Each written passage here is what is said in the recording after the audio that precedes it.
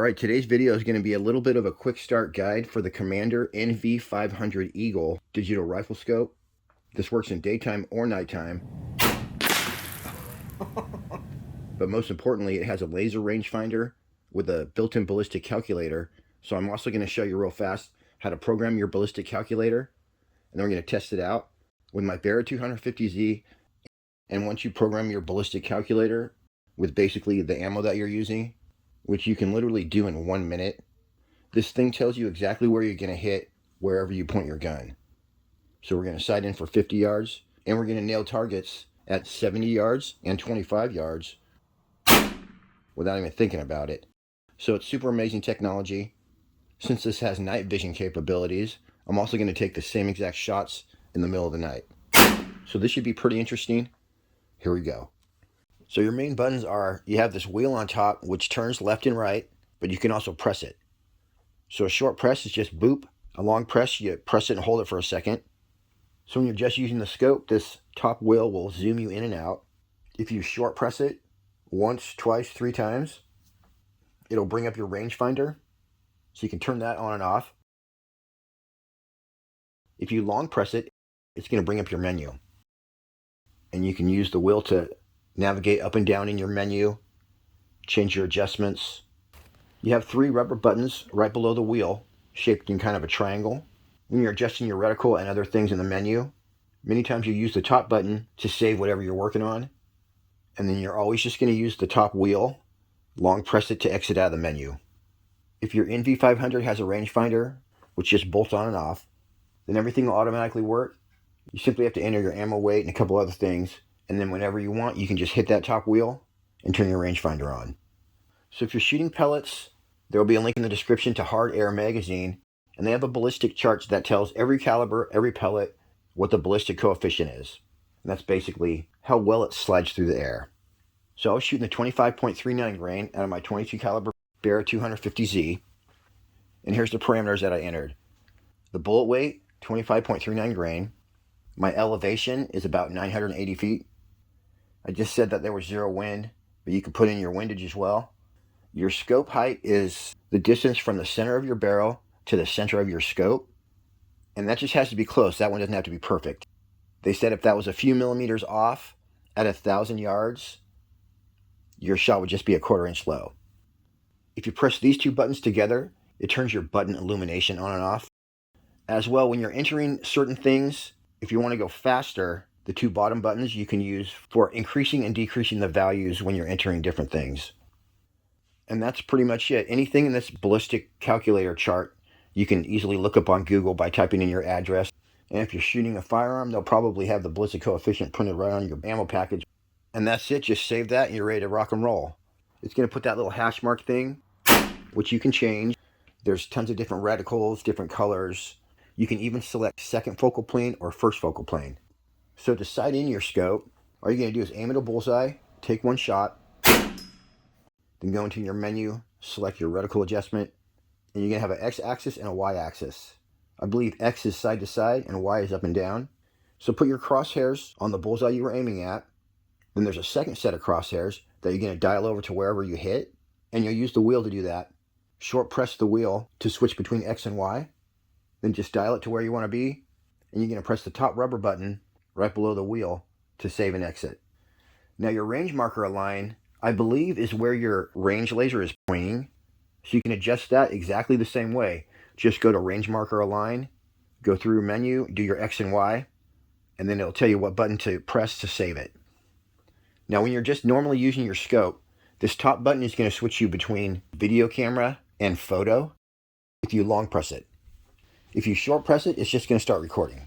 It's on default recording. You can also go in the menu and make this just start recording whenever you shoot automatically. The 2 buttons on the bottom, the one on the left is going to change you between daytime and nighttime mode. So you just sight in once, and your crosshairs will be dialed in for both modes. You can also long press that left button, and it'll bring up your picture-in-picture, which is basically a zoomed-in version in the top, and then your normal stuff for the rest of your screen. On the outside of the scope, you can see this little ring right here with the circles on it, and that's actually how much light you're letting in. I didn't figure this out till after I filmed the whole daytime segment, But when I was getting this washed out background right here, what I needed to do is go into the menu and reduce my exposure. But that's two different ways you can manipulate your picture, and you can really get this thing looking good. As well, if you haven't noticed, this has HD out. So you just get a micro HDMI to HDMI cable, and you can plug it into any TV screen. It also has an app, so if you just have a tablet and you want to have wireless connectivity with real-time monitoring, you can do the app as well. This large ring in front is going to focus your picture, so if you go from 50 yards to 75, you're going to have to focus. But that's no big deal. Focusing is really easy. It's pretty obvious when you get it sharp. And then the ring in the very back, that's going to sharpen your crosshairs and all the parameters that you see on your screen. This thing has a compass. It shows you if your rifle is tilted left to right, front to back, which is also great for long distance shooting. You make sure you're level. It also has a compass so you can tell what direction you're facing. If you're smart, you should calibrate this before you put it on your gun. I've had 2 of these so far and I forgot both times. I think mine was working pretty good without calibrating it. I think you should calibrate it to get the pinpoint accuracy. But that's in your manual. It's pretty much the same as doing a drone. This little thing is basically for daytime shooting if there's too much light coming in. Or I guess at night you could use it as well. If you want to cut down on the light, you just throw that on the end of your lens cover and you're set. The first one of these I got, I had sold because that's what I do with most of the things I review. And then I spend the money on hookers and chain. But I was so impressed with this that about a year later I went ahead and bought one. Because the technology is just so handy and convenient. So you probably see this in some of my videos. And if you do decide to order one of these, don't forget to use my link. It's an affiliate link, so I'll make a small percentage. The kit that I got came with 30mm and 50mm lenses. And this is how you get them on and off. The NV500 automatically knows which one's connected.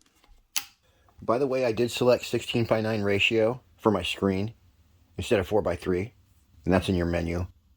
If you notice that my crosshairs are not exactly in the middle, at least on my recording right here, if you want to move those around your screen, you just select position from the menu, and you can do it just like you did your crosshairs and your range aligner. So you can move that to the middle of the screen, save it, and you're set.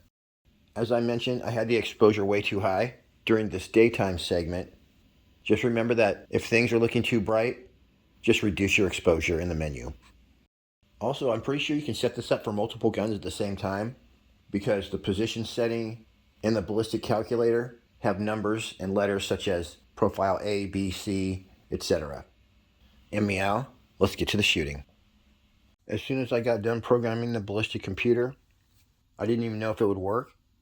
And then I said, and you can see that's how low that will hit right there. Let's see if we can ice that chicken. So at 70, it looks like it wants to hit right there.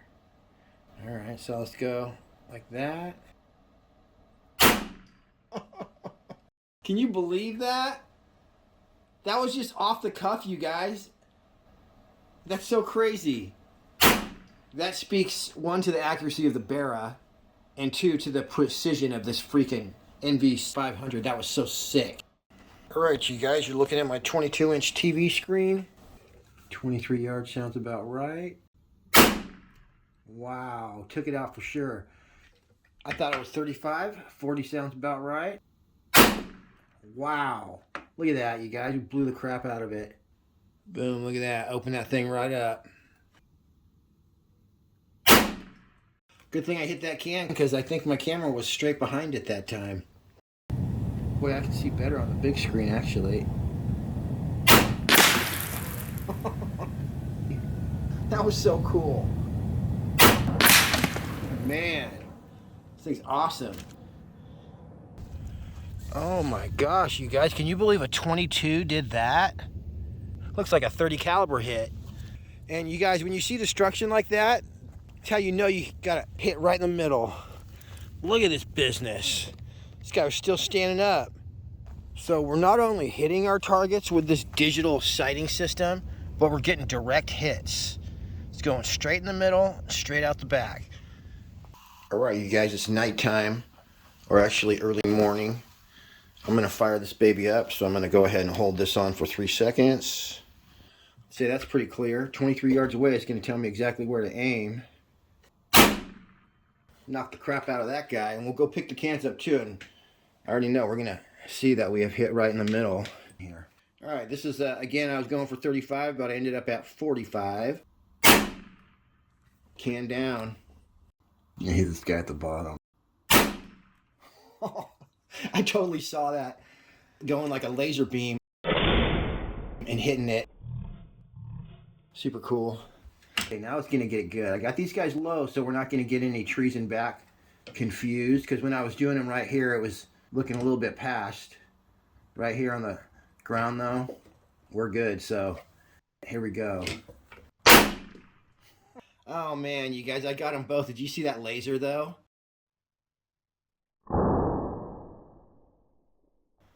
It's freaking awesome. Kind of windy out here too.